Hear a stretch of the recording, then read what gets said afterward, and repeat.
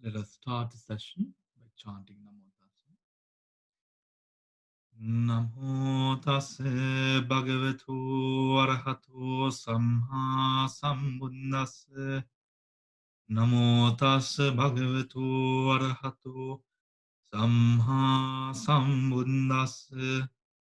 Namo Tassa Bhagavato Arahato Samma Sambuddhassa.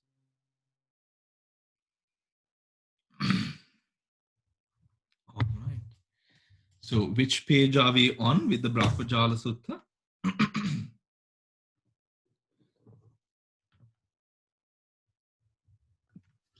think it's 55, Bante. Page 55. Thank you, Samantha.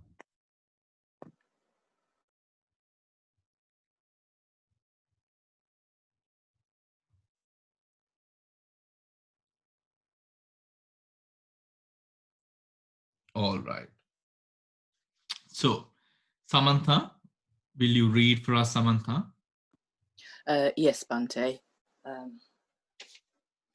The doctrines of non-conscious survival, Asanivada. There are bhikkhus, some recluses and Brahmins who hold the doctrine of non-conscious survival after death. They proclaim non-conscious survival after death on 8 grounds, and the good, honorable recluses and Brahmins who hold the doctrine of non-conscious survival after death, based on what, invoking what, do they assert the 8 grounds? They proclaim it thus: the self, the soul, after death, does not decay, is non-conscious, and 1 has form, rupi, 35 has forms, and formless, arupi. 3. You don't read the Pali, Samantha. Just read the English. Okay. 3, both has form and is formless. 4, neither has form nor is formless. 5, finite. 6, infinite. 7, both finite and infinite. 8, neither finite nor infinite. It is on these 8 grounds, bhikkhus, that these recluses and Brahmins who hold the doctrine of non-conscious survival after death, whatever recluses or Brahmins there may be who hold the doctrine of non-conscious survival after death, they do so on these 8 grounds, or on any one of them. There is none beyond this. All right. So this speaks about asannivada, sanni perception, consciousness, mind, nama, right? These are words for sanya, sanni, right? So asanni, right? Like the word asanya satta, right? This is what it is talking about. What is this, right? They proclaim it thus: the self after death does not decay, is non-conscious, and has form, or it does not have form, formless, right? Both has form and is formless, neither has form nor is formless, finite, infinite, both finite and infinite, neither finite or infinite, right? It is on these 8 grounds, bhikkhus, that a recluse and Brahmin. Recluse and Brahmin, we've seen this word even in the previous sutta, right? Who is a recluse? Who is a Brahmin, right? A recluse is a person who lives suppressing or trying to suppress and get rid of, attempting to, making effort to get rid of the hindrances, right? The Brahmins are referred to as those who have already, the enlightened ones, right? Samanenava, Brahmanenava. Remember? Samanenava, Brahman. Samana are the ones who are working to, right? So the monks who are working towards enlightenment have not suppressed or got rid of the hindrances as yet would be known as samanas. Those who have got rid of are known as the brahmanas. That is also important to note, right? Who hold the doctrine of non-conscious survival after death, whatever recluses and Brahmins there may be, who hold the doctrine of non-conscious survival after death, they do so on 8 grounds. On any of them, there is nothing beyond this, right? There is nothing beyond this, right? Samantha, please continue. Okay, the refrain, praising the Tathagata rightly, this bhikkhus, the Tathagata knows thus. These standpoints thus grasped, thus wrongly clung to, these standpoints thus grasped, thus wrongly clung to, lead to such a, okay. And the Tathagata knows too what is beyond this, yet he does not wrongly cling to even that understanding. What not wrongly clinging, he knows coolness, Please pause nirvana. a moment, Samantha, right? Oh, sorry, what was that? And the Tathagata knows too what is beyond this. Yet he does not wrongly cling to even that understanding. Right? I wonder whether we spoke of this. This is such a beautiful quality, right? He knows the truth. He knows what is and what is hereafter. Yet, knowing the omniscient or having the omniscient, we say the omniscient knowledge, isn't it? Having the omniscient knowledge to know what is and what is after, yet the Tathagata does not even cling on to that. That is a very important point, right? Now, even for example, sometimes we learn a lot, we listen to a lot of Dhamma talks about meditation. Vipassana is this, Vipassana is that, this is how you practice it. And when we go to meditate, when we sit down to meditate, we see that this is now arising all in our minds, right? And that is now a burden and hindrance for us to sort of really experience. Now, that is an example with regards to meditation, right? But remember, with anything that we hold, now, sometimes if we take a very sort of mundane example, okay, we get married to people that we fall in love with, right? We know, as Buddhists, we know the nature of impermanent suffering and non-self, right? Impermanent suffering and non-self. As a person who knows this doctrine, we must not even cling on to the fact that the person that we married was an absolute good person. We know it, but we don't cling on to it. There is a difference there, right? We keep the spectrum open. We keep the spectrum wide, right?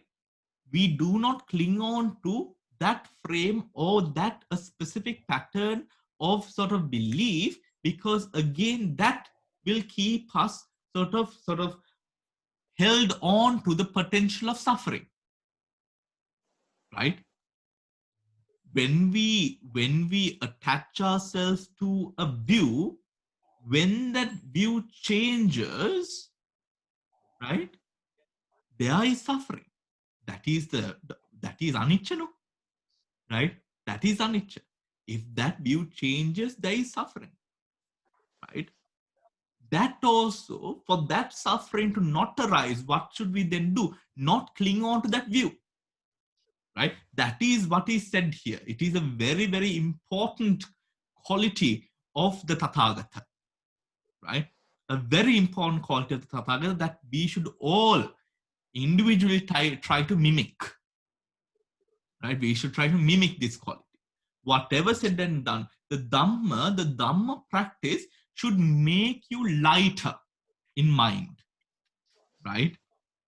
Not make you, not, if you're burdened, not burdened, but sometimes we don't even, because we like being burdened at the end of the day, because we have been burdened from different things since our childhood. We relate much more better to burden than to peace, right? When we have a bit of extra peace, now you're thinking, oh, this is a bit weird. It's a bit too peaceful.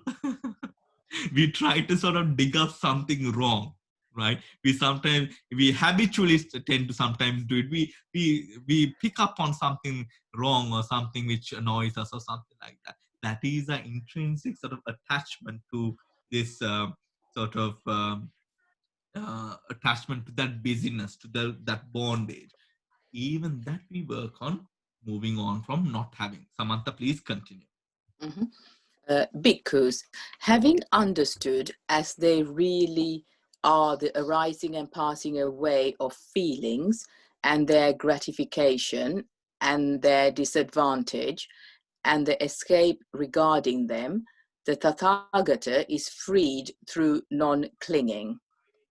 These truths, bhikkhus, are deep, difficult to see, difficult to understand, peaceful, sublime, beyond the sphere of reasoning, subtle, to be known by the wise, which the Tathagata, having realized for himself through direct knowledge, declares it. And those who would rightly praise the Tathagata in accordance with reality would speak of them. Doctrines of neither conscious nor non-conscious survival. Neither conscious. Okay. There are bhikkhus, some. Yeah. Samantha, one moment, please. Another Yeah. important point, a beautiful point that we have to note is, right, these truths, bhikkhus, are deep, difficult to see, difficult to understand, peaceful, sublime, beyond the sphere of reasoning, right? Subtle, to be known by the wise, which the Tathagata, having realized for himself through direct knowledge, declares it. And those who rightly praise the Tathagata in accordance with reality would speak of them. This connects to one of the sutras that we did before. What are the reasons that we truly respect the Buddha? Remember that sutta? I think not the previous one, but the one before that. Right? It was a long sutta that we did. Right? What are the reasons that we respect the Buddha? Here, this what it is saying is the way the true disciple expresses praise towards the Tathagata is not by any form of lowly sort of ritualistic sort of performance. It is through the speaking and practicing of that which he spoke, right? Of that which he spoke. So for all of you, right, if one is to sort of do, or the best puja that one could do is for you all to actually learn the Dhamma and teach it to someone else, right? Is to sort of promote and to support the spreading of Dhamma in that sort of way. That is what has kept the Dhamma alive for 2,600 years. Not any of these other things, right? Not any of these other ritualistic performances. The Dhamma, when it comes to the Tathagata, it's important to know that the only true way that we are able to really give thanks and to show gratitude is by actually learning, embodying, and transferring the Dhamma, right? Learning, embodying, and transferring, meaning giving it to someone else, right? Giving it to someone. That is the true way of paying respects to the Tathagata, right? True way of paying respects to the Tathagata. The Buddha was not an insecure person. Remember that when that monk was looking at the Buddha and waiting the whole day and night, what the Buddha had to tell him. Remember when that monk came from far and he wanted to eat the Buddha's idul, the leftovers of the Buddha? Uh, what he had to say. Remember when there was another group of monks who wanted to wait on the Buddha and be the Buddha's attendant, but the Buddha had to say, the Buddha was like, go do your own things. I have Ananda here. He's looking after me. Right? I mean, this is also in a way, I mean, if you sort of imagine it in your mind, right? it is also beautiful, I believe. Um, so all of these things, it uh, shows up, proves to us, right, that the Tathagata was not a person who was really taken aback by any. Did you know? Usually at night, right? Usually at night, um, it would be the normal practice. The devotees would bring oil to the temples or the monasteries. Actually, it is not only those days, even now, in the forest monasteries, devotees bring oils, right? And some of them, they mix different, they make oils at home also sometimes for the monks. So sometimes they put barks of sandalwood into the oils, to sort of get the oil sort of, sometimes they bring sandalwood oil also, but sandalwood oil is, of course, we don't get too much. But we get all these different things, different sort of oils, just like in the Buddha's time, right? And something that we would do is, I remember when we were living in the forest monastery, when we would get a bottle of oil, we are very happy.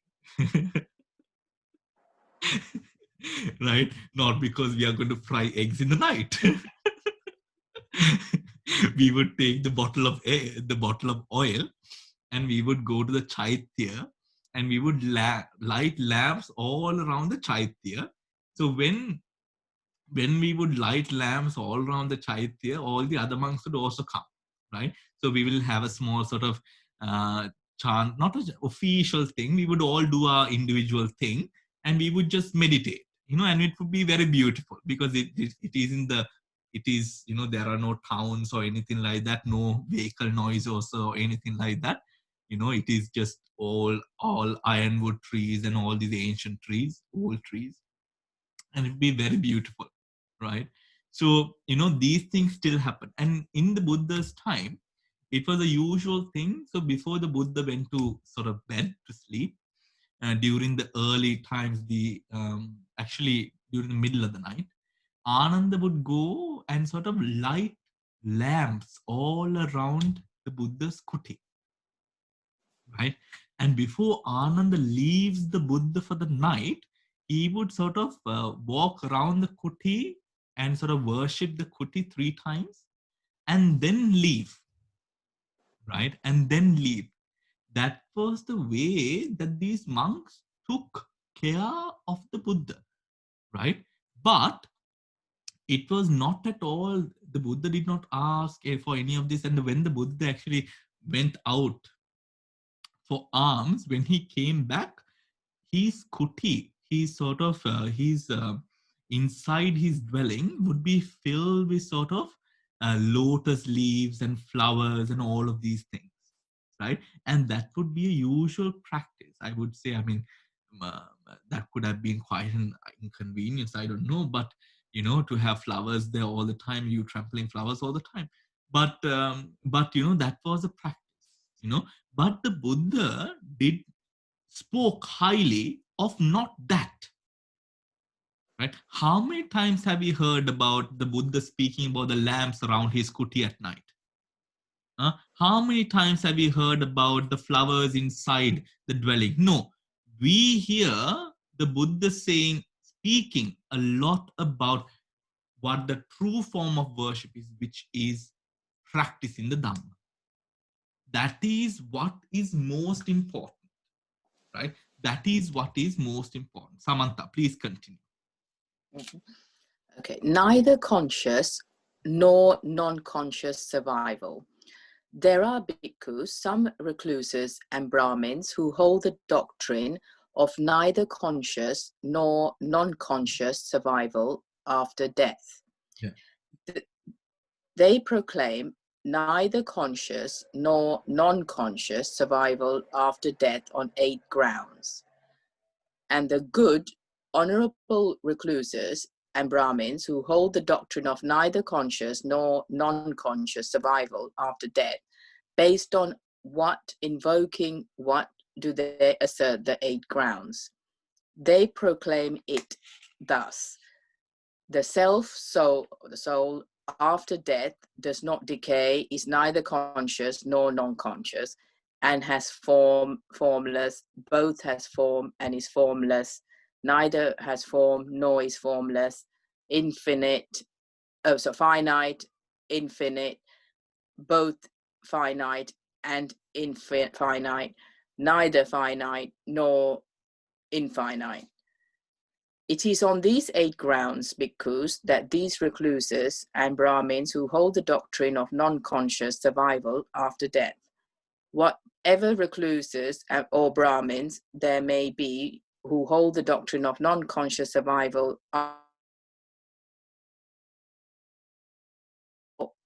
on any one of them, there is none beyond this.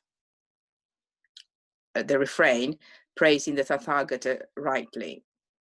This bhikkhus the Tathagata understands, and he understands thus. These standpoints, thus grasped, thus misapprehended, will lead to such a future destiny, to such a state beyond. And thus the Tathagata understands, he understands too what transcends this. Yet he does not misapprehend, cling on to that understanding. Yeah. And because he is free from wrong grasping, he has known for himself, within himself, the cool, happy state. Having understood, as they really are, the arising and the ending, and the gratification and the danger, and the escape regarding feelings, the Tathagata, bhikkhus, is freed through non-clinging.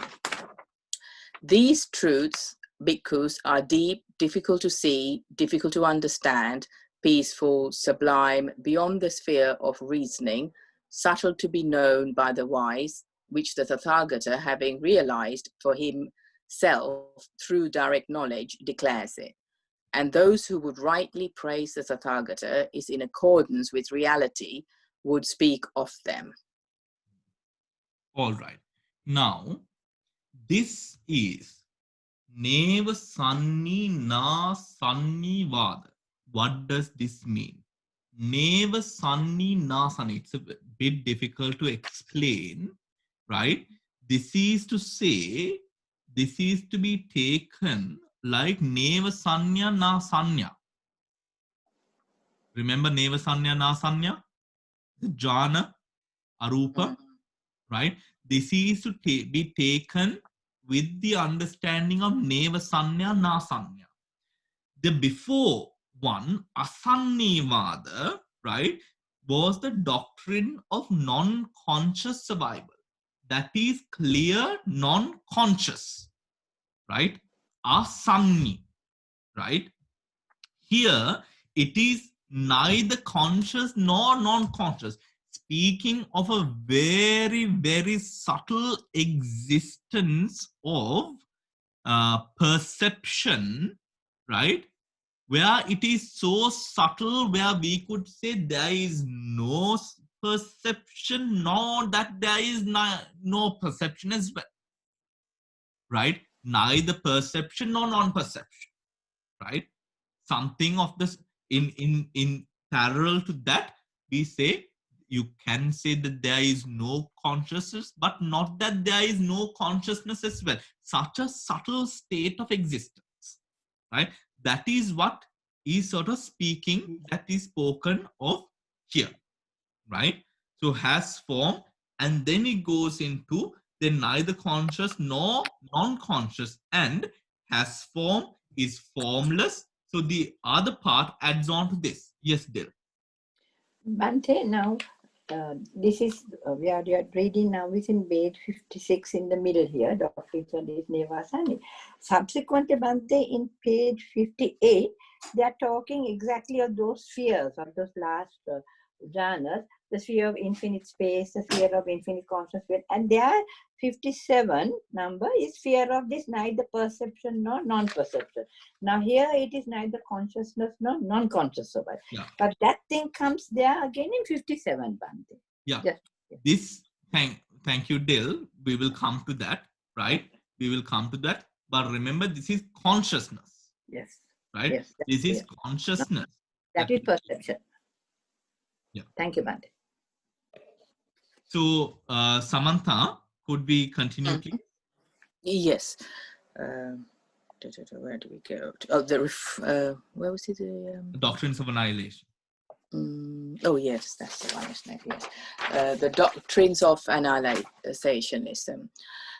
There are bhikkhus, some recluses, and Brahmins who are annihilationists. They proclaim the uprooting, destruction, annihilation of an existing being on 7 grounds. And based on what? Invoking what? Do the good recluses and Brahmins, who are annihilationists, proclaim the uprooting, destruction, annihilation of an existing being on 7 grounds? Annihilationist view of self physical arisen. Here bhikkhus, a certain recluse or Brahmin holds this doctrine, holds this view. This self, good sir, has physical form, is composed of 4 great elements arising from mother and father. Good sir, when this self is annihilated and destroyed, when the body breaks up and does not exist after death, to that extent, at that point, good sir, this self is completely uprooted. In this way, some proclaim the uprooting, destruction, annihilation of an existing being. Annihilationist view of self, divine of the sense sphere. To him, another says thus: there is here, good sir, this self that you speak of. I do not deny that. But, good sir, it is not to that extent that this self is completely destroyed and uprooted. For there is, good sir, another self, divine, having physical form of the sense sphere, partaking of material food. You neither know nor see this. I know and see this. Good sir, it is when this self is annihilated and destroyed, when the body breaks up and does not exist after death, to that extent, at that point, good sir, that this self is completely uprooted.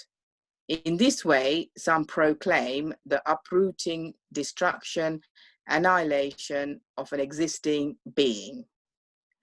Annihilationist view of self, mind made. To him, another says thus: there is here, good sir, this self that you speak of. I do not deny that, but, good sir, it is not to that extent this self is completely destroyed and uprooted. For there is, good sir, another self, divine, having physical form, mind-made, endowed with all the limbs and organs, without defect in any faculty. You neither know nor see this. I know and see this. Good sir, it is when this self is annihilated and destroyed, when the body breaks up and does not exist after death, to that extent, at that point, good sir, that this self is completely uprooted. In this way, some proclaim the uprooting, destruction, annihilation of an existing being. annihilationist view of self, sphere of infinite space. To him another says thus, there is here, good sir, this self that you speak of. I do not deny that, but, good sir, it is not to that extent that this self is completely destroyed and uprooted. For there is, good sir, another self that, having completely transcended perceptions of form, with the disappearance of perceptions of resistance, through non-attention of perceptions of diversity, contemplating infinite space, attains to the sphere of infinite space. You neither know nor see this. I know and see this. Thank you, Samatha. Hold on for a moment. Right now, annihilationism is Uchedavada. Right? Ucheda means cutting off. Right? Ucheda is cutting off. Right? Separating, breaking. Right? So in this Uchedavada, which has from 51 to 57, right, which we are going through now, the first one, right, 51, speaks about a physical body after death not arising again, right? The second one speaks about a divine body not arising again after death, right? The third one, the mind made or the view of self, this is, for there is, good sirs, another self, divine, having a physical form, mind made, endowed with all limbs and organs without defect in any faculty, right? Without any defect in any faculty, you neither know nor see this. I know and see this, good sir. It is when this self is annihilated and destroyed, when the body breaks up and does not arise after death, right? Does not arise after death. So this is talking about when existence upon death does not arise again. The view that it is the end and from it there exists no future afterwards, right? Then we go into the sphere of infinite space. Now let us, having completely transcended the form, right, which is transcended the form, perceptions of form, transcended rupa, because we are speaking of the arupa attainment here, right? Transcended the rupa, sanyanang samattikama. So that is with the disappearance of perception of resistance, right? That is to say, resistance to what? To the perceptions that hold us grounded in material, right? That hold us to material, right? Patiga sanyana, right? Through non-attention to perceptions of diversity, no, disappearance of perceptions of resistance. Now that resistance, right? Resistance is to be taken as the disappearance of perception to non-attention to perception of diversity. The resistance is the letting go of that. What is resistance? Dosa, right? The friction that one has. That's referring to the dosa, right? Through non-attention to perceptions of diversity, right? Ata gaman nanatta sanyana, which is the perceptions of diversity, non-attention to the perception of diversity is samadhi, right?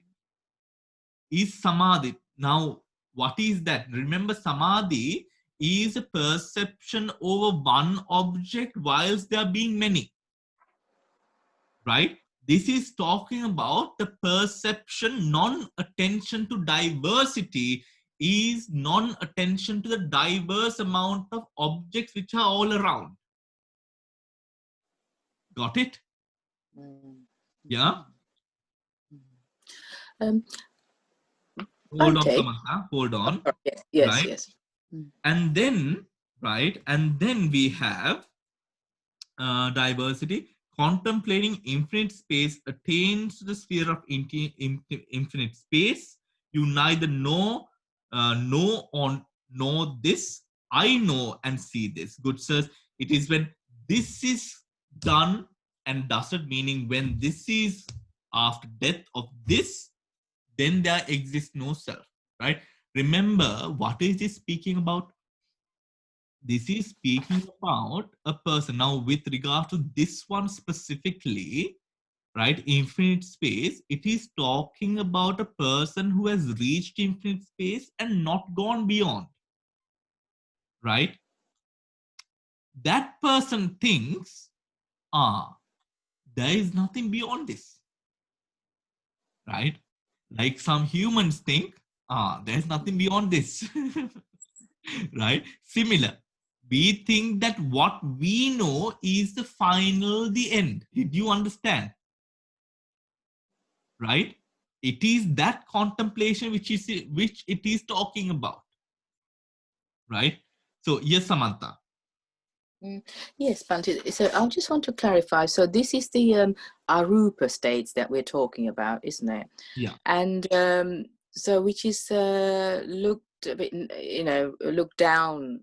People say, "Oh no, that's not a very good state to be in," and all this stuff. But then the Buddha encouraged people then to go through. Do you have to go through these states to reach the final vipassana? I mean, you're seeing the anicca and everything of all these. And is this in the Anapana Sati, the 16 steps incorporated in the Anapana Sutta and the four tetrads? Well, So the that is a whole talk all together, Samantha. But but within the Anapana, now what we have to, Samantha, first of all, now in this class, we do not take what people say. We do not care about what people say, right? We care about what the Buddha says and where we have doctrinal evidence to prove whatever. Yes. All else we don't believe, right? Yes, that's why I'm just wondering what the Buddha said. Yeah. Yeah. Okay, just to put that out there first, right? Because that is a very important stand to have when you're learning the Dhamma, or else we get really confused, right? Yes. Or else we really do get really confused. Now, whatever it is with regards to any sort of mental attainment, any mental achievement is better than the state that we are without mental achievement. That is obvious and sure, right? So even a person, now, for example, if we were to have a infinite space meditative achievement, we would have better chances of escaping hell than without a infinite space achievement. Right? People talk about the dangers of going into these states. People don't talk about the dangers of going to hell. Right? Because it is the same thing. It is the same thing. We get stuck there, we get stuck down there also. Right? Because in hell, what happens is every moment, now let's take the most sort of woeful state, Avicii, where you burn every moment. Right? Every moment, crying, wailing, shouting, enduring pain, these are all those chittas. Those chittas, to come out of that and have a patisandhi, we have heard that happening in the sutras a couple of times, but remember, those are very rare occurrences. Those are very special occurrences, right? Remember when I told you about the fish in the deep ocean, right? It is very similar the way we have to come out of hell as well, right? So for me, I would much rather prefer getting stuck there than getting stuck there. Mm. Yeah. I mean, that's obvious, isn't it? Mhm. Right? Rather get stuck up there than down there, right? So that is what my opinion is. Also, the strong ambitiousness that one has towards Nibbana allows a person to persevere even through achievements and attainments. Remember, a person who wants to attain Buddhahood does not attain Arahanthood. Why is that? Because of that perseverance and determination, right? Even if, for example, like when the Buddha determined for Buddhahood, or the Bodhisattva determined to Buddhahood, he had enough the development of his faculties was such that he would be able to achieve Arahanthood in that birth. But he did not because of the determination that one had. So even with regards now, what is a infinite space achievement in comparison to a Arahanthood achievement? Do you get me? Can I have some nods, please, if you understand? Dear, you turned into a woodpecker. All right. I'm naughty. All right. Yeah, So because you don't want.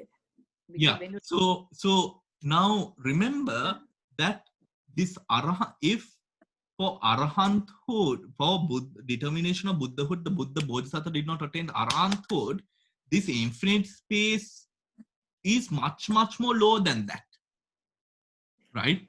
So even in, if you are a person who has the determination to attain enlightenment, you will be taken there.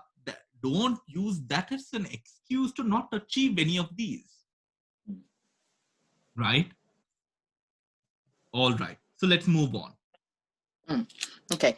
Annihilationist view of self, sphere of infinite consciousness. To him another says thus: there is here, good sir, this self that you speak of. I do not deny that.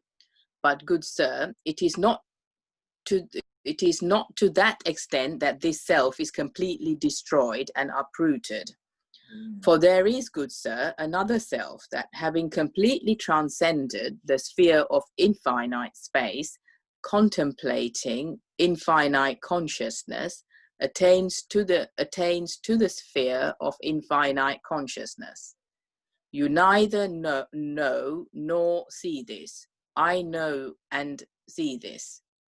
Good sir, it is when this self is annihilated and destroyed, when the body breaks up and does not exist after death, to that extent, at that point, good sir, that this self is completely uprooted. In this way, some proclaim the uprooting, destruction, annihilation of an existing being. Annihilationist view of self, sphere of nothingness.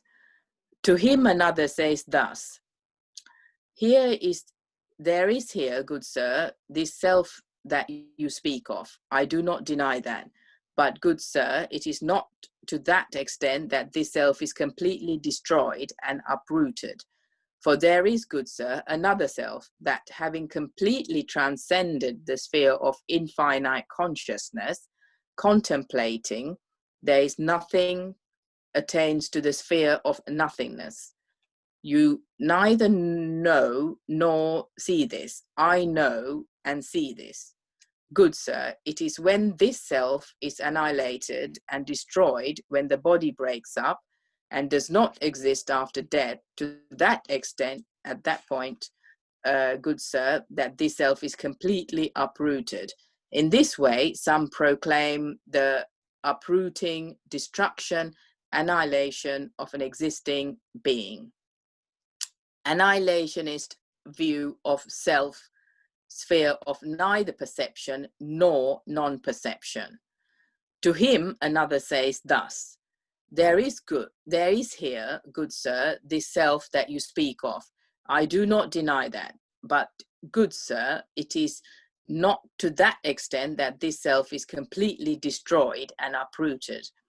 For there is, good sir, another self that, having completely transcended the sphere of nothingness, contemplating, this is peaceful, this is sublime, attains to the sphere of neither perception nor non-perception. You neither know nor see this. I know and see this. Good sir, it is this self, it is when this self is annihilated and destroyed, when the body breaks up and does not exist after death, to that extent, at that point, good sir, that this self is completely uprooted. In this way, some proclaim the annihilation, destruction, non-existence of an existing being. It is on these 7 grounds, bhikkhus, that the recluses and Brahmins who are annihilationists proclaim the uprooting, destruction, annihilation of an existing being. Whatever recluses or Brahmins there may be who proclaim the uprooting, destruction, annihilation of an existing being, they do so on these 7 grounds or on any one of them. There is none beyond this. Refrain, praising the Tathagata rightly. This bhikkhus the Tathagata understands, and he understands thus. These standpoints, thus grasped, thus misapprehended, will lead to such a future destiny, to such a state beyond. And thus the Tathagata understands, he understands too what transcends this, yet he does not misapprehend, cling on to that understanding. And because he is free from wrong grasping, he has known for himself, within himself, the cool, happy state. Having understood as they really are, the arising and the ending and the gratification and the danger and the escape regarding feelings, the Tathagata bhikkhus is freed through non-clinging. These truths, bhikkhus, are deep, difficult to see, difficult to understand, peaceful, sublime, beyond the sphere of reasoning, subtle, to be known by the wise, which the Tathagata, having realized for himself through direct knowledge, declares it. And those who would rightly praise the Tathagata is in accordance with reality would speak of them. All right. Thank you, Samantha. Now, we have gone through then a person who has achieved the first state of jhana up to all the states of the arupa jhana, who having come to the brink of their jhana would think, okay, there is no more than this, and that after death, I will be, or a being will be, or a phenomena will be no more, right? That is what we have covered on up until now. Thus to say, if you do not understand something, have an open mind, not a closed one, right? Now, within this sutta, if this sutta teaches us one important lesson, I would say that is what it is, right? Do not arrive at decisions and conclusions thinking that your view on it is final. Now, this is, I think, good for our Dhamma practice as well as our practice in life, our living of life. In both cases, right? In both cases, this is a very important lesson. So moving on, doctrines of nirvana here and now. Ditta Dhamma Nibbana Vada, right? There are bhikkhus, some recluses and Brahmins, who hold the doctrine of the supreme nirvana here and now, right? They proclaim the supreme nirvana here and now for existing beings on 5 grounds. And based on what? Invoking what? Do the good recluses and Brahmins who hold the doctrine of supreme nirvana here and now proclaim the supreme nirvana here and now for existing beings on 5 grounds, right? On 5 grounds. The first, the supreme nirvana here and now, which are the sense pleasures. Here, bhikkhus. A certain recluse or Brahmin holds this doctrine, holds his doctrine, holds this view. Good sir, when this self endowed and replete with the 5 chords of sensual pleasure reveals in them, right? Reveals in them. Revels in them. Revels in them. Okay. Revels in them. Revels in them. To that extent, good sir, the self has attained to supreme nirvana here and now. This is how some proclaim the supreme nirvana here and now. This is talking about those who see sensual pleasure as the be all and the end all, right? As the be all and end all. That is what it is, sort of seeing here. That's what is sort of said here, right? Next, the supreme nirvana here and now, the first jhana, right? The first jhana, out of all the first jhana, right? Now, this is very true, people. I cannot tell you how many people in the meditation centers we have come across where they attain, some not even attaining to the first jhana, but in the preliminaries of the first jhana, they think, oh my gosh, this is the be all and and this happens. This happens. Why? Because that preliminary or those the sort of the prior stages of the jhana is also so calm and tranquil, so much so that people assume and think that it is like something which is nirvana, right? Something which is nirvana. That is what it is said here, right? So moving on. Now that is the first jhana.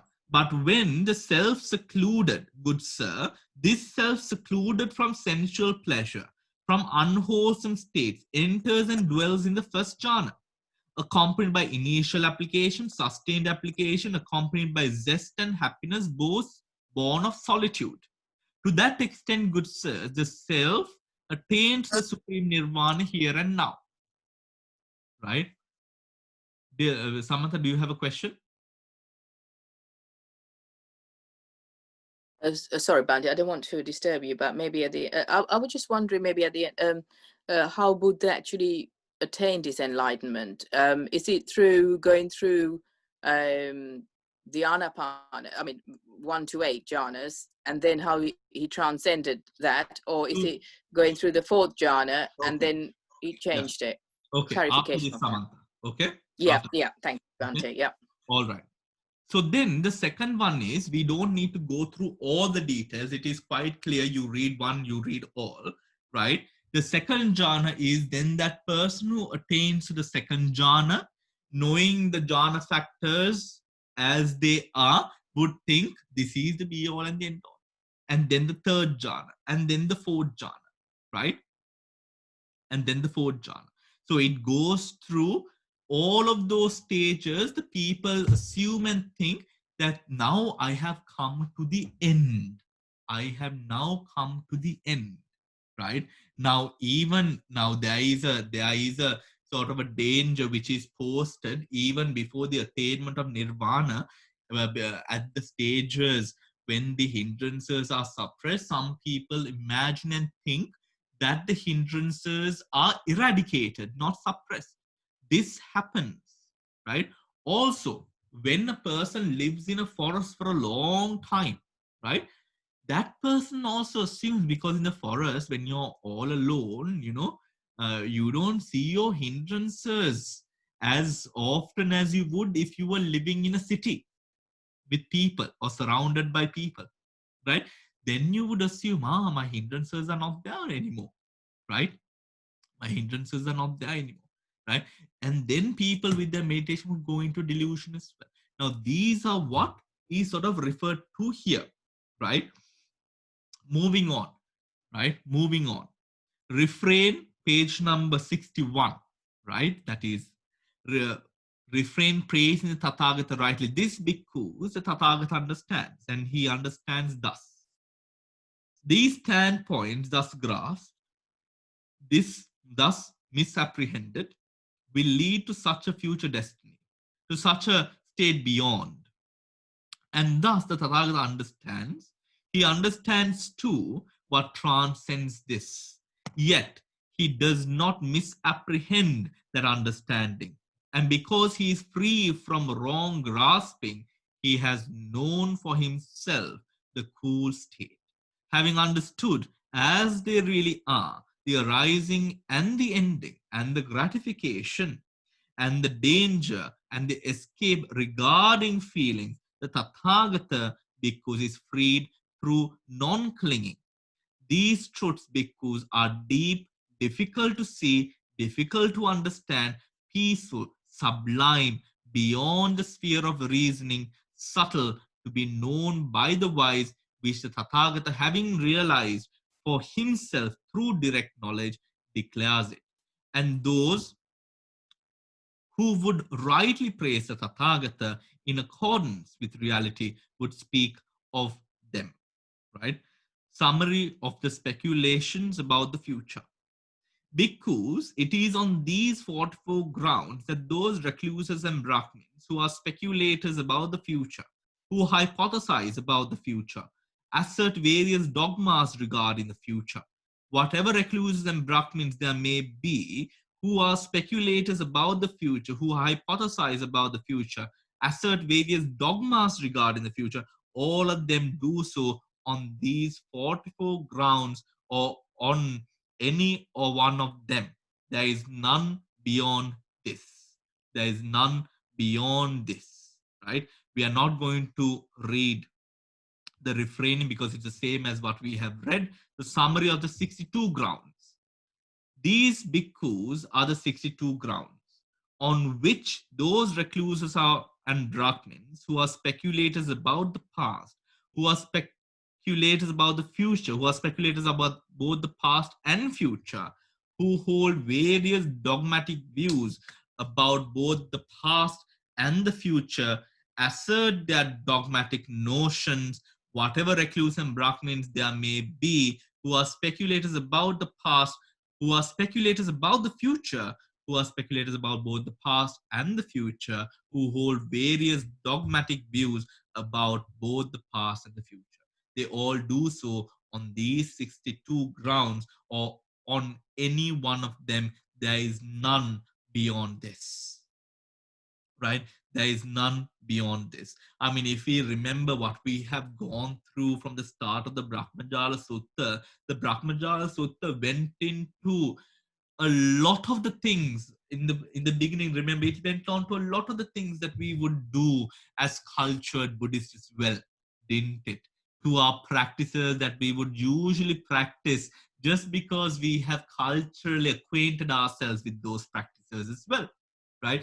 Now, from that into in-depth sort of understand, or not in-depth but rather understanding of states of enlightenment or states of sort of life itself with regards to different sort of meditative attainments, from those shallow parts the deep attainments, the Brahmajala Sutra covered, right? The Brahmajala Sutra covered. The Sutta, although of course there was a lot of detail that we covered through the Sutta, it is very important to realize that we have to have a mindset which is not entrapped within these ditties. And if we are entrapped within these ditties, it is important to use meditation to sort of bring ourselves out of it and to have a more steadfast, a more balanced mind when it comes to these different questions that we would have with regards to many of the questions that we would have regarding the Dhamma or the reality of the world, right? So let us just continue, right? Sansara and liberation, agitation and vacillation, vacillation, right? Grounds 1 to 4. Therein bhikkhus, therein bhikkhus, what those recluses and brahmins. Okay, can someone read, please? Mm, Where is Noilin here today? Noilin is not. Lakshman? Lakshman, are you with us?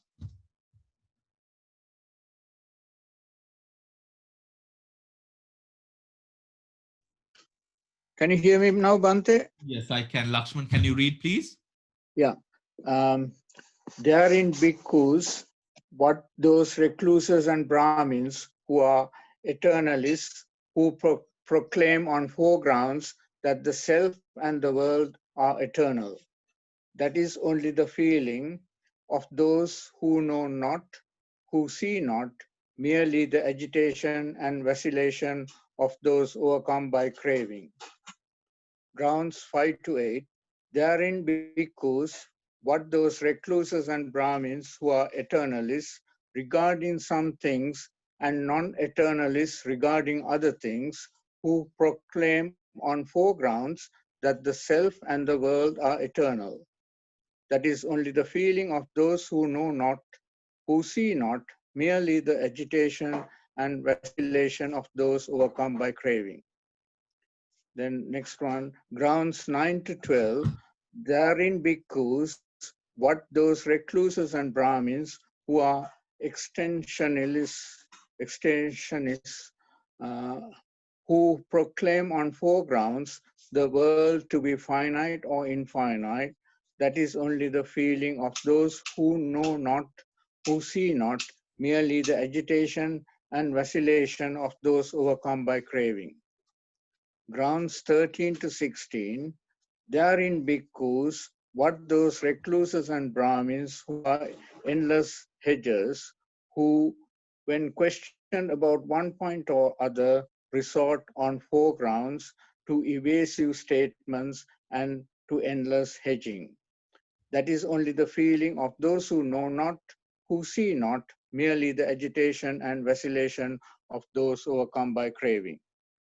Grounds 17 to 18, therein bhikkhus, what those recluses and Brahmins who are fortuitous organizationists, who on two grounds proclaim that the self and the world arise fortuitously by chance, that is only the feeling of those who know not, who see not, merely the agitation and vacillation of those overcome by craving. Then grounds 1 to 18, speculators about the past. Therein bhikkhus, what those recluses and Brahmins who are speculators about the past, who on 18 grounds hypothesize about the past, assert various dogmas regarding the past, that is only the feeling of those who know not, who see not, merely the agitation and vacillation of those overcome by craving. Then the next one, grounds 19 to 34. Therein bhikkhus, what those recluses and Brahmins who hold the doctrine of conscious survival after death, who on 16 grounds proclaim conscious survival after death. That is only the feeling of those who know not, who see not, merely the agitation and vacillation of those who overcome by craving. Grounds 35 to 8 to 42. Therein bhikkhus, what those recluses and Brahmins who hold the doctrine of non-conscious survival after death, who on 8 grounds proclaim non-conscious survival after death. That Okay. is only the feeling. Lakshman, Yes. we'll give it a break there. Now, Right. if all of you look at the screen, right? Now, we have this sort of, the first we find when it comes to the the deities which have been spoken of in the sutta, the first 18 views are based upon speculations about the past, right? While the first final 44, the final 44 have their root in the speculation about the future, right? And all of that, right, is all about, it's the drawbacks about hammering it on without any root, without any particular reason. Because I think it is so, because this is my knowledge, I think thus, and clinging on to that, right? So again, proving or going on to the fact of egocentric thinking, right? So now if we just sort of brush through this, right? If we just brush through this, this is now the speculations about the past, the speculations about the past here. We have, first of all, we started with the eternalism, right? Eternalism. Here, a certain ascetic or Brahmin has, by means of effort, exertion, application, earnestness, and right attention, attained to such a state of mental concentration that he thereby recalls up to, now you can see, the past. Remember, we went on to the past. He goes to the past and he thinks, this is the end, this is the beginning of the world, right? This is where it all started, right? This is where he all started. And he says, the self and the world are eternal, barren like a mountain peak. Set firmly as a pose, these beings rush around, circulate, pass away, and rearise, but this remains eternally. How do I know? How do I know? I have experienced it myself, but with limited experience of the past itself, right? Then we have partial eternalism.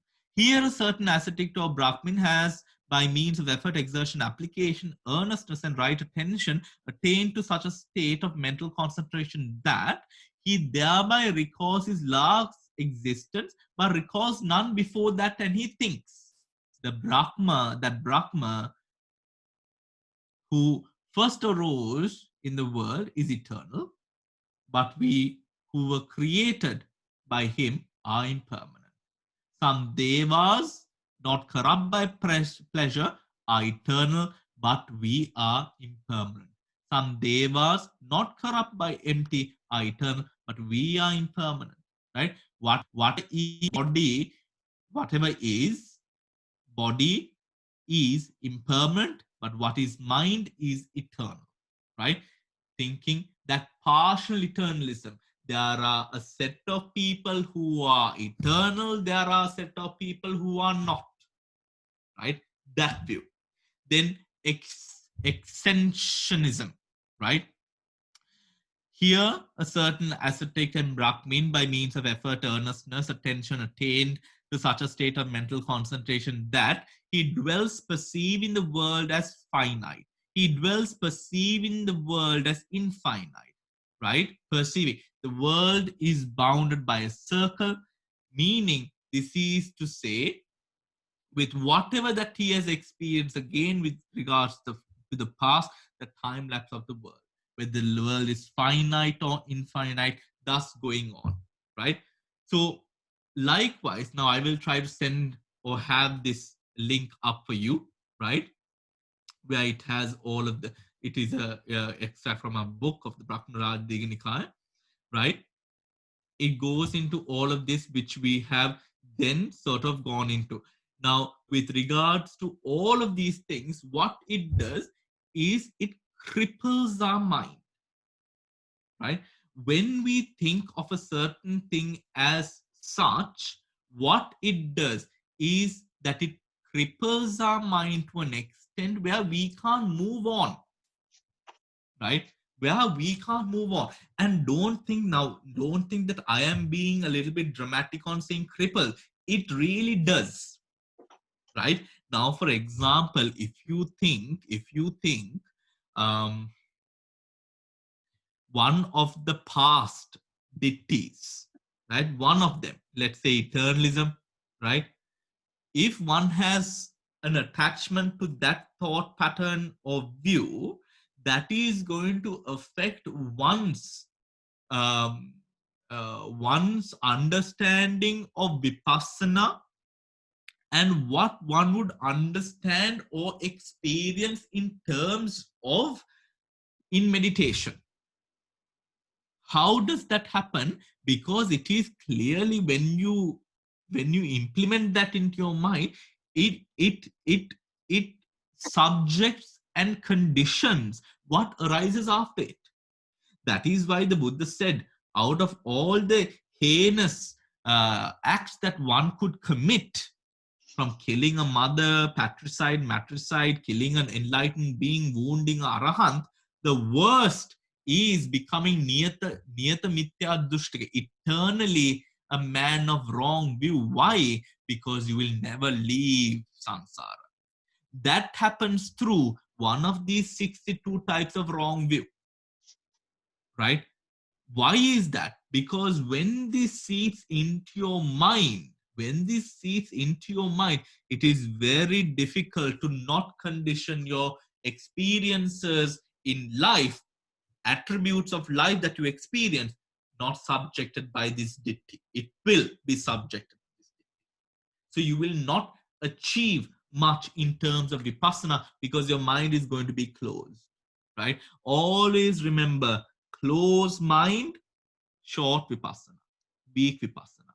Open mind, it's vipassana is, you can, the graph of vipassana can be very much large and wide, right? Always remind yourself that, right? If your mind is closed, if you're saying, okay, I will accept this, but I don't accept that, there is a problem. We accept everything, right? We accept, if it is happening, we accept it. Acceptance means we do not fight with the reality that it exists, right? We do not fight with the reality that it exists. It exists. If it is right before your eyes, how can you say that it's not there? It's there, right? That acceptance should be there. That open-mindedness should be there, right? So do we have any questions? Samantha asked a question: did the Buddha attain or go through all of these achievements of the Rupa and Arupa to get to enlightenment?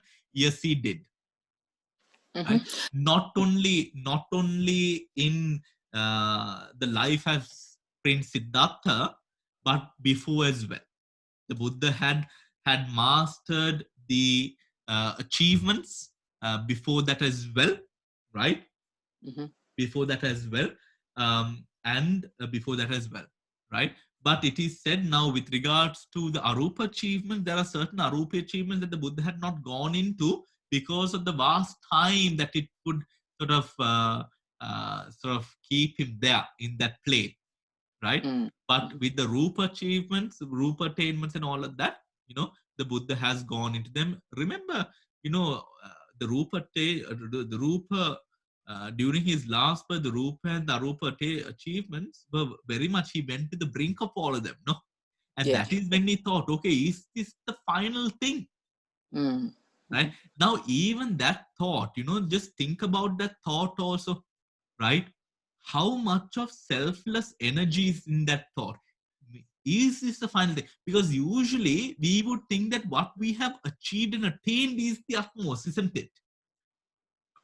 Mm. But the Buddha, having gone to the brink of attainments available in the world at the time in ancient India, thought, is this it? Is this it?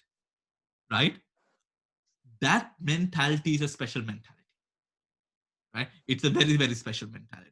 So we must understand that the Buddha went through all this in the Anapanasati Sutta, Samantha, as you stated, with the Yes. tetrads. With the Mm. tetrads all go into the Satipatthana practice, Mm. right? The tetrads, which are 4, 6, which have all the sort of the Satipatthanas in it, right? it goes into the Satipatthana practice. The tetrads have nothing to do with the samatha practice, which is this, right? I'm sorry, which is the Rupa and the Arupa jhanas. Okay, Samantha. So the Buddha did go into all of these things. Yes. So just because I just want to get this clarified now, because so the Buddha's instructions, were they the Anapanasati Sutta, basically, the direction to Nibbana, and in there that incorporates the Vipassana aspects of anicca, dukkha, anatta. You see all that because you get this thing about after the fourth jhana. There's the Rupa, up to the Rupa jhanas, you get the equanimity state, and then you watch the mind, and then do you get the realizations of anicca, dukkha, anatta. So that's would be the fourth tetrad of the Dhammanupassana, is it, and the Chittana, or all for are they incorporated? You see all that, or in the Anapanasati Sutta, if you see Vedana, the anicca of Vedana. Is that enough and to understand your, the anicca, one of the Vipassana knowledges? I am not entirely clear on what the question is, but are you asking me if you have to do all of the Satipatthanas to achieve Nibbana, or are you saying that we can go through the Samatha and then go into Vipassana to attain Nibbana? Yeah, well, yeah, the Anapanasati Sutta, I mean, basically, do we just follow that?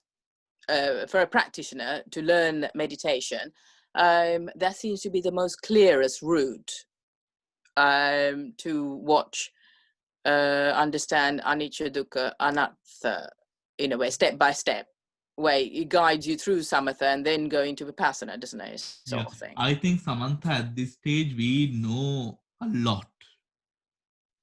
It is all down to what we do, really. Yeah. Right? It is all down to how much of sacrifices we are willing to make. It is all down to how much of hate are we willing to let go of. It is all down to how many things am I willing to forego, right? Yeah. How much of time am I willing to invest in this practice? I think the knowledge of Dhamma that we have at this moment is quite adequate. But of course, like many things in our life, like many things in this world, sometimes we need extra motivations, right? We need extra motivations, and we are all not in the same, not in the, I wouldn't say wavelength, but we have our own journeys that we want to go on, right? But regardless, the knowledge that we have, of course, the Anapana Sutta is one of the most specific suttas that we have. Yes, it could be. To another person, it may not. Right? Because Anapana isn't the only way. Yes, yeah. So for one person, while it might be, for another person, it might not be. Right? So it all depends on what you are developing, and also what stage are you at, right? Also remember, like with every monk who before getting ordained, or who before donning the robe and being loved by the Sangha to sort of come into the Sangha, is asked 10 questions. These 10 questions, we've gone through them, I think, would ask you whether you are in debt, whether you have your spouses or your parents' permission, whether you are sick, and all of these things, right? This also tells a lot about what you need to have in your life to be able to go or be a person who will be able to effectively travel in the path towards Dhamma, right? If there are conflicts in your life, if you are in severe debt, these things are things that affects your practice, regardless of what anyone says. Why? Because of the solitude, the disturbance that it creates in our mind, the rattling nature that these problems have in our life. Because of this, it sort of rattles our practice, rattles our stability of life to such an extent where now we need to, or we have to we will be disturbed, right? So regardless, for a person who wants to achieve enlightenment, there should be some sort of stability in one's life, right? And that is exactly important.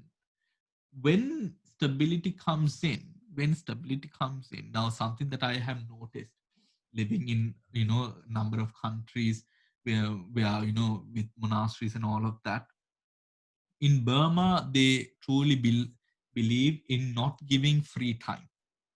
You're not given a lot of free time in Burma, right? Meaning, even in the Pariyatti centers where we live with 200 to 1,000, 2,000, maybe 3,000 monks sometimes, right? From 5 o'clock in the morning to 9 o'clock, 9:30 in the night, you have something to do, right? And because of this reason, this is to, or together with the Buddha saying, do not let the mind go idle, right? So with that, this is to control the hindrances. With that, I have seen that many of the problems which exist in a small sort of Pirivena, maybe in Sri Lanka, does not exist in a Pirivena in Burma, where you have 1,000 youngsters living together, right? And these are things, I remember when I used to live in a monastic center, with sharing a dome with about 30 other young monks. We were all in a dorm, right? And I remember, just thinking, how peaceful it was actually. You had no secrets, you had no personal lives really. Everything was outside. We showered together. Our laundry was also put out together. We would go and take our laundry back. We would go eat together. We would clean together. We would clean the dining halls together. We would sleep together. Everything would be done according to a timetable and with there was so much of peace and solitude with the fact that we had no sort of privacy in such a way, right? Of course, in the first couple of days or weeks, it would be quite difficult, you know. But when you get used to it, it's such a beautiful thing. But in the practice, we must make sure that that stability is somewhat there. In mind and in body, you must take care of your body, mind you, right? You can't just let your body. Now, in the Aranyas, we would always, I have told you all, at 5 o'clock, we would all go for a walk, right? And different monks, they would be doing their different exercises. Some monks, they did Tai Chi, some monks did their Qigong, some monks did just walking, some monks would go climb the mountains, some monks, different things. Some monks would do their push-ups, all of these things to keep their bodies healthy, right? Some monks would be standing on their heads, right? For different sort of purposes. Some monks would be doing their yoga. In Sri Lanka, we used to get up early in the morning at 4 o'clock, do yoga, and then start our meditation practices for the day, right? The body is important. You need to take care of the body, right? You need to take care of the body. It is very important that you do, right? That you do this practice. It has to have a balance, and make sure that that whatever it is that you have sort of trifles in your life, that they are settled, in order that you are able to cultivate and focus on your practice, right? Throw away those credit cards, forget about going into debt, clear up your debt, spend only what you have, don't spend what you don't have, right? These are disciplines that you have to sort of keep in your life, right? To keep in your life. And in a way that is also in a way something that we dhammically practice, and these things are also so very important to practice. So yes, Dil, you had a question? Yes, but this is further early on. Just when you were doing, I think it was partial eternalism. The second one, you had to know those four eternalism, partial and what extensionism held in that partial eternalism. You were referring to these, I think it was page 45. They was called the Kidda Padosika ones, who were defined by play, and the Mano Padosika ones who were defined by mind. Now, are they, and they fell because of these things. Now, are they really from the same realm as the Abhasara, which fell to the Brahma lokas and then fell and went to Aranyas and went? Or because when you talk of these different realms, these names are not there, they're different kinds of, these must be gods, I think, or I don't know whether they are Brahmas. And which one of these? So we know that. So these are very much, these are Kidda Padosika and Monopadosika. They're talking about the defilement by pleasure, defilement by Yes, envy, defilement. yes, It's playfulness talking and about lust. that, right? Now, for Right. example, in the Devas, in some of Yes. the planes, you have the Devas who are into Dhamma, you have the Devas Yes. who are not into Dhamma. Right. Right, so it is Okay. talking about that. So that could very well even be the Chatumharajika, the lower Right. Sakra Deva planes. Also, they are talking about the Yes. Devas. Right. So that's there. So that's fine, Bhante. So those are devas, and they could fall into any of these named 6 realms of the devas, right? Then the other question I have was, so Bhante, when we talk of, especially in this about the Abhasara realm, so that's the second jhana, the realm of the radiant luster. That's the Abhasara plane. That's from the, and when they fell from there, they fell into that first plane, which was all those Brahma realms, and then they later on fell into the human realm. So when we talk of these gods and when we talk of it, so the gods are still people who are sensual pleasure. So it goes beyond that. And then when we go, so it is after the 6 realms of the gods, and when we are going to the realms of both Rupa, Vachara, that the Brahma realm starts. Am I right?